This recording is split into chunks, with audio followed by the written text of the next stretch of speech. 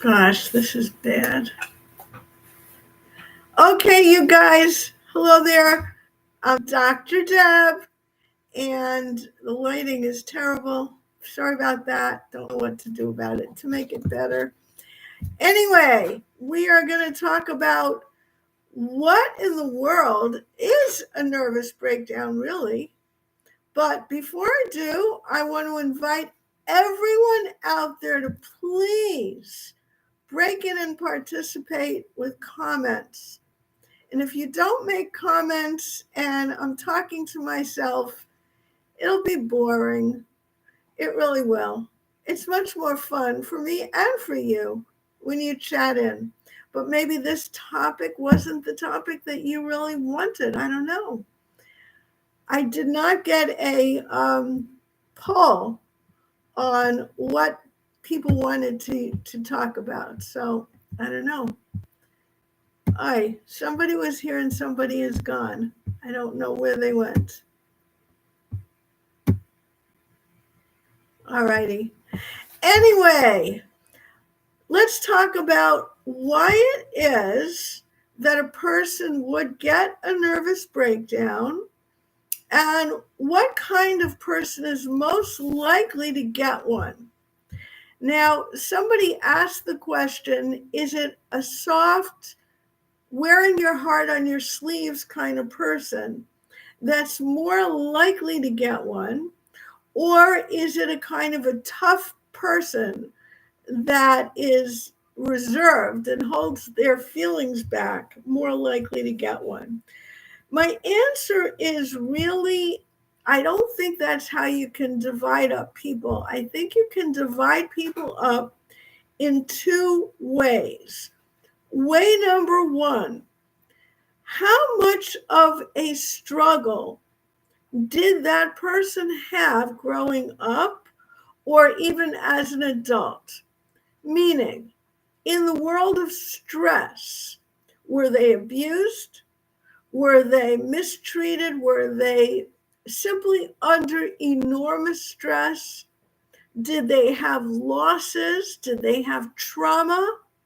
This category number one makes a difference because although the world is a stressful place, not everyone succumbs to stress, but let's face it, not everyone's stress is equal. People who, for example, live in neighborhoods where violence is part of life are living with more stress. Now, here's the question. Would that person living with more stress be more likely to fall apart when there's a little bit of an extra amount of stress that's added on top? And really that answer is going to depend on number two. And actually, there's a third factor, which is the one I mentioned in my post that said there's a double-edged sword here. And let me get to my second factor and then the third factor. The second factor is how much support or validation, if you want to call it that, or reality testing, if you want to call it that, did the person get? Meaning, let's look at reality testing. Supposing I am beaten by my mom every day as I grow up, and a relative or a teacher or someone steps into my life and says, they shouldn't have done that to you because you did nothing to deserve it. You're a good kid. It's not your fault. Now, that's not only support. That's lovely. That's not only validation that I'm a good kid, but it's reality testing, if it's true, right? Which it probably is if you're a kid. It's reality testing that the grown-up was wrong and the child didn't deserve it. Because let's face it, a child doesn't deserve to be abused, even if they're not a good kid. So if the kid is getting the kind of support from grown-ups in which they're being told reality is on your side. You don't deserve it. That is very, very helpful to combat the effects of a terrible environment, an environment of chaos, trauma, abuse, neglect, violence, all that stuff. Now, here's where the double-edged sword comes in. The double-edged sword goes like this. The person who grows up under constant stress of one sort or another, such as living in a violent environment, having parents that work and are not home, having someone sick in the hospital, having parents that fight all the time, or don't sleep in the same bed, even though they're pleasant and civil to each other in front of the children. Children pick up on this, and it is a form of stress. So here's the thing. When a person is exposed constantly to a stressful environment that they cannot handle as a child, something else can happen to them. They simply shut down. They stop taking in the information. They stop caring. The part of their brain that feels stops feeling. And when that happens, that person is really not going to be subjected to the kind of issues. Oh, chat disconnected? Oh, no, that's not good. No, that may be why I'm not getting any chats. Okay. Chat disconnected. I have no idea why. Oh, I do know why, actually. All right, sorry for me interrupting myself. You're all there, but the chat's disconnected and you can't type in. That's so annoying. All right.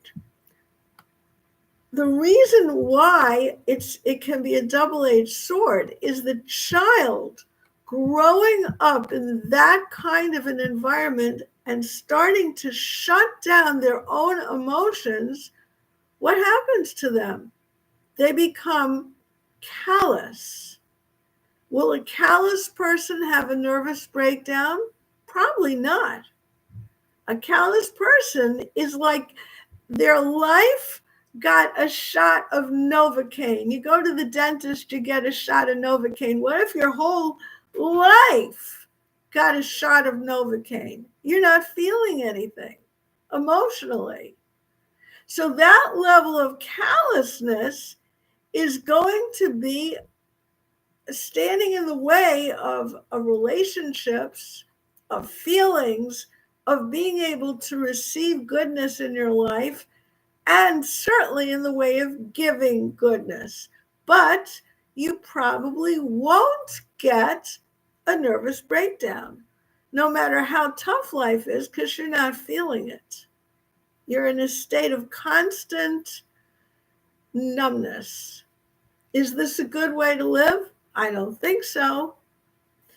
Let me just see here. I'm just going to click something and see if the chat came back. Guys, please chat in.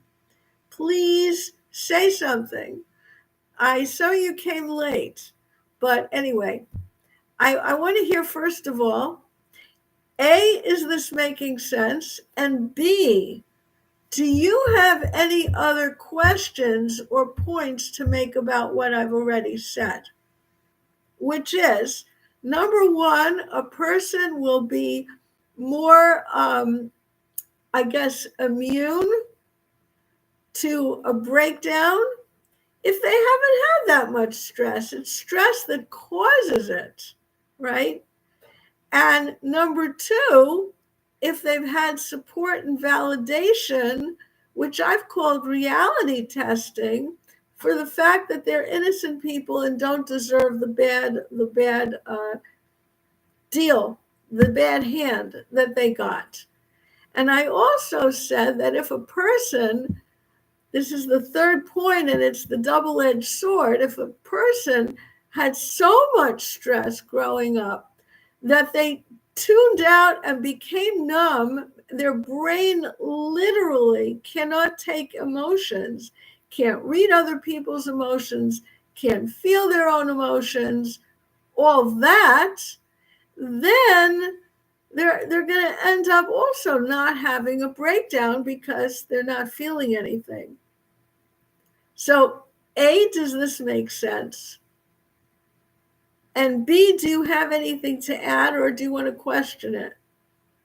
I would love for people who are out there to respond in some way, so I'm not talking to myself. I'm glad you're there, but I would really like to hear from you. Now, what I didn't do, and I'll tell you why I didn't so far, is define what a nervous breakdown is. Somebody in my Facebook group asked me to talk about this topic, which is fine, but it isn't a real diagnosis. It isn't a definition that you can find in the Diagnostic and Statistical Manual of Mental Disorders, because I guess it's kind of vague. And then the question came up, I've seen it on different websites. Well, what's the difference between a nervous breakdown and a panic attack? And the answer will be, well, the panic attack you get over, your heart starts to regulate its beat, and you get over it in 10 minutes or so, whereas the nervous breakdown presumably puts you in the hospital or something like that because you can't function. And you don't get over the fact that you can't function. But then we have to ask, well, what's the difference between this nervous breakdown and PTSD? And I'm not sure that anyone can explain it, because PTSD is a very specific set of trauma symptoms, such as nightmares, flashbacks, misperception of reality, feeling like something is always going to happen, being on your guard for that. Whereas the nervous breakdown is a person simply being overwhelmed almost all the time. From the moment it starts, they can't function, which sounds to me like depression, right?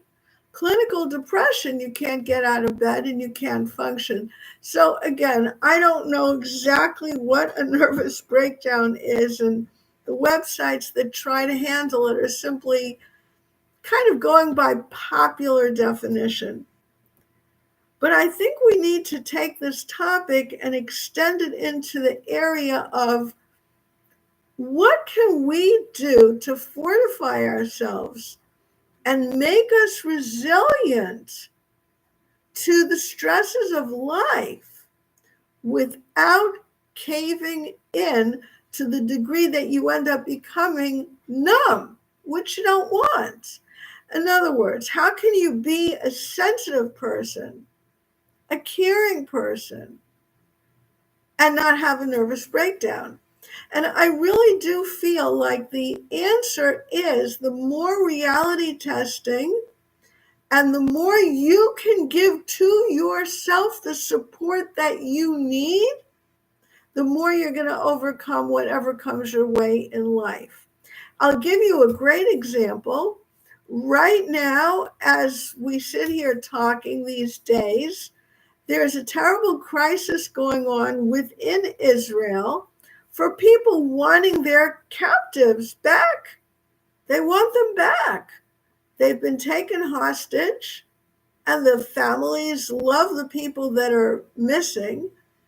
And yet, the majority of people in Israel are saying, let's not be divisive with each other.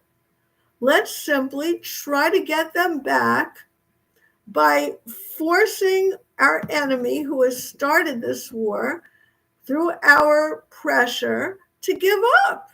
If they give up, we get the hostages back. And I feel like this is a sign of resilience. It's a sign of being kindly, good people who don't want to fight, but recognizing reality and not wanting to give up trying to get their loved ones home. And it's interesting, in non war times, Israel's considered one of the 5 or so happiest countries. And you have to ask why. Like, how can you be happy when all your neighbors hate you? Everyone wants to kill you. Well, what's happy about that? And I think that's what I'm talking about here. They're not numb, they're resilient because they recognize reality and they're supporting themselves. They're giving themselves the strength and encouragement to go forward and live a good life, a happy life. And by the way, part of that is helping others.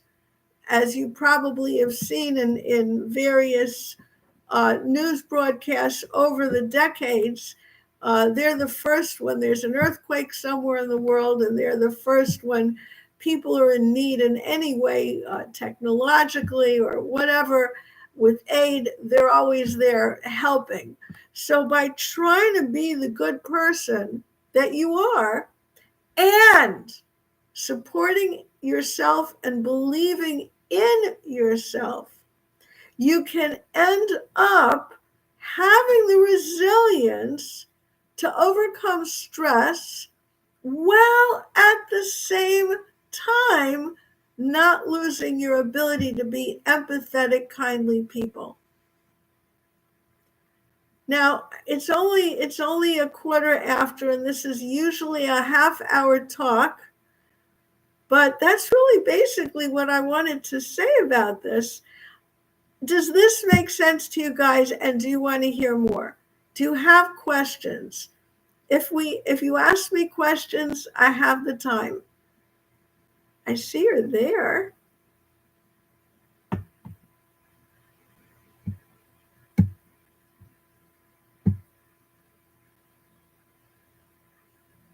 All right.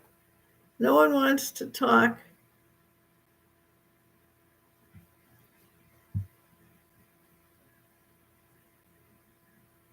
Unless you can't connect.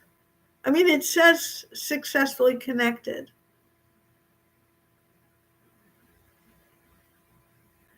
All right, you guys.